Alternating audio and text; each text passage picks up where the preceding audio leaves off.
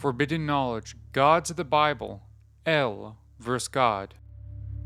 Throughout the Bible, there have been many mentions of other gods that tempt and sway the children of Israel against the God of Israel. In this continuing series, Gods of the Bible, we'll go over who these gods are, where these gods come from, and how these gods affect the Bible. Previously, we covered the Nephilim, the giants of the Bible. We covered their origins and the reasons why Gehenna was created. We also asked the ultimate question presented by the Book of Enoch. If the Watchers are evil spirits, where are they today? El vs. God.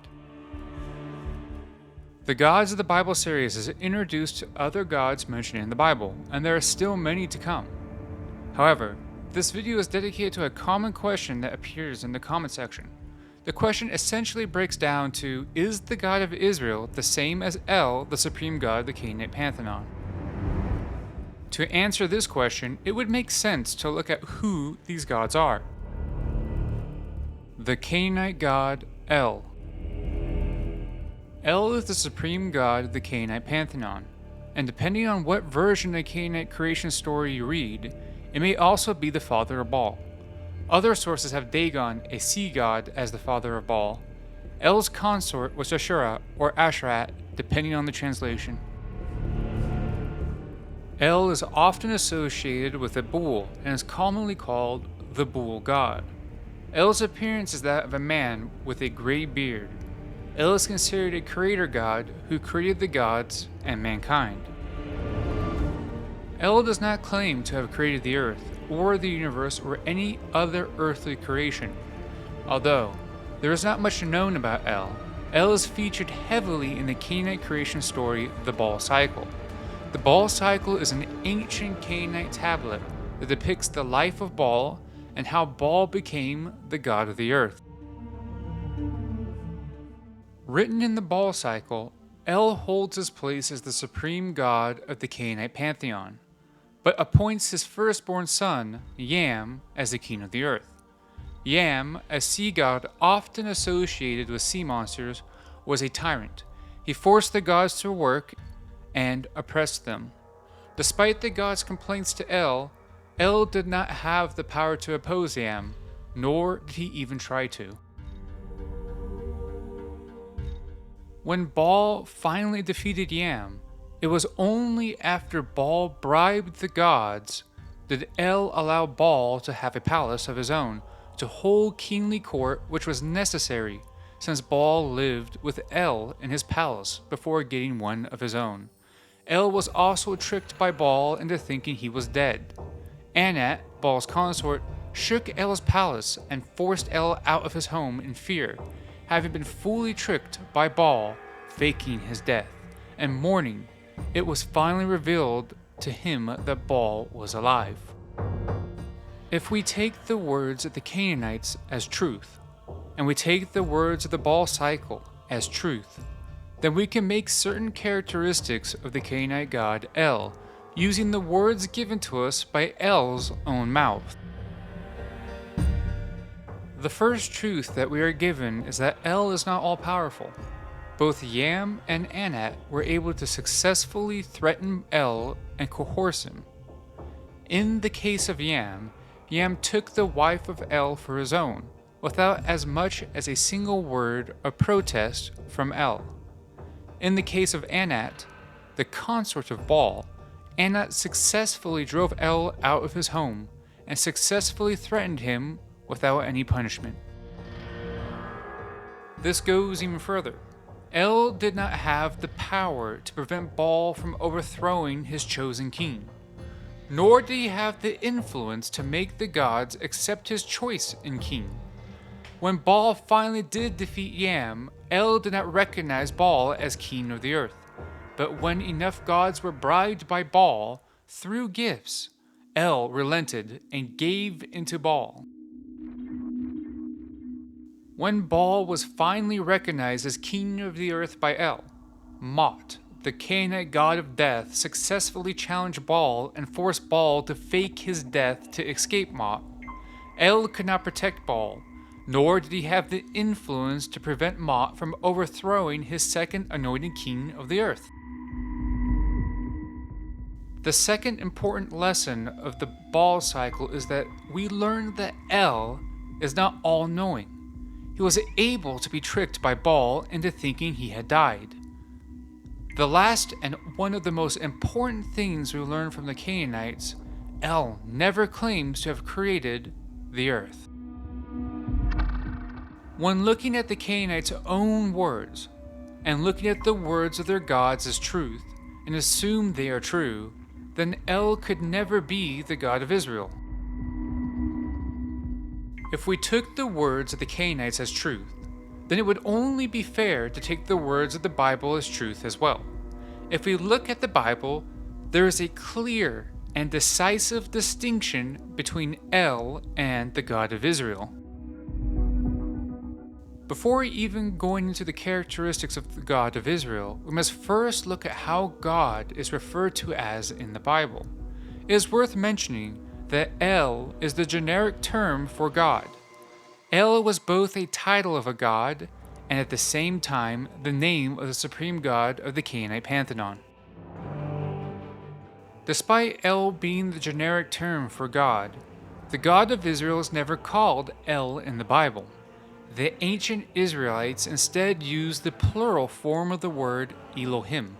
By using Elohim instead of El, the ancient Israelites are purposefully making a distinction between the God of Israel and every single god of the Canaanite pantheon. The word choice of Elohim is purposeful and is meant to create a distinction to show that they are not the same individual. The God of Israel is also referred to as Yahweh and Adonai. The Canaanite god Baal shares the same name with the generic word Lord. Much like how Elohim is used to distinguish God from El, Adonai is used in the Bible instead of the word Baal. Adonai means my Lord. The ancient Israelites purposefully used the word Adonai to further distance the God of Israel away from the other Lord or Baal. This word choice was purposeful, to further distinguish the God of Israel from the Canaanites. The last way the ancient Israelites referred to the God of Israel as is Yahweh, which can roughly be translated to I bring into, in reference to speaking the universe into existence. The act of creating all things is automatically different to most ancient religions, as most ancient religions, including the Canaanites, have the earth already existing when the gods came to the earth. In Genesis, God speaks the earth and the universe into existence, an act that the Canaanite gods do not claim to have done by their own words. There is nothing hidden from his sight, but all things are open and laid bare to the eyes of him with whom we have to do. From the Bible we learn that the God of Israel is all-knowing. He cannot be tricked, unlike El. In Psalm 82, we learn that God oversees the council of gods, and learn that God is the equivalent of a god to the gods. To whom will you compare me, or who is my equal, says the Holy One. In Isaiah, we learn that God has no equal. This is in stark contrast to El, who does not have the power or influence to control his own pantheon. When taking each written work as true, then based on their own words, the God of Israel and the Canaanite supreme god El are incompatible. When looking at the lengths the ancient Israelites made to point out the differences between El and the God of Israel, then it is clear that the ancient Israelites did not and do not believe El is the God of Israel. This remains true when looking outside of the Bible and the Baal cycle as well. The Canaanite pantheon and the gods are hyper-localized.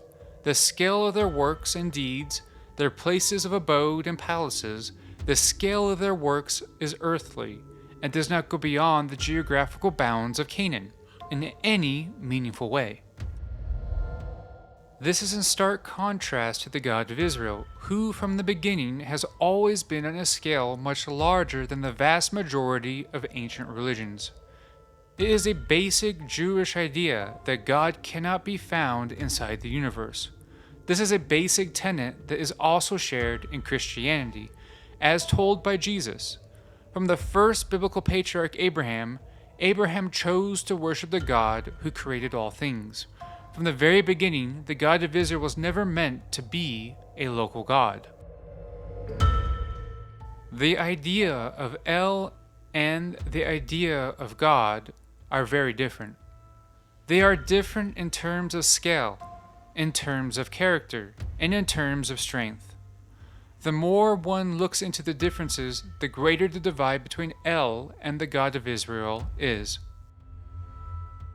As a side note, there has been comments stating that the God of Israel is actually a son of El and is a Canaanite god.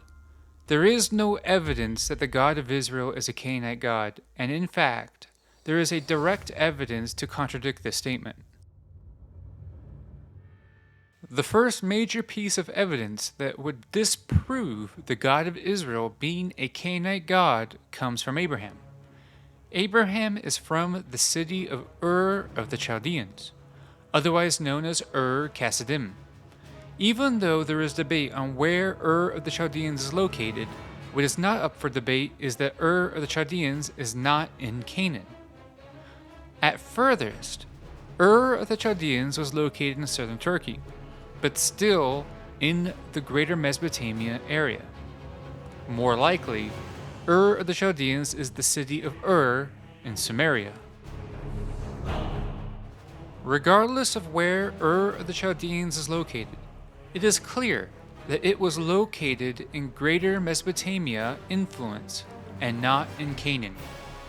This would place the God of Israel not within the Canaanite sphere of influence. From the biblical patriarch alone, we can make a logical deduction that the God of Israel cannot be a Canaanite god by geographical location alone. Do you think that the God of Israel is the same as El, the Canaanite supreme god?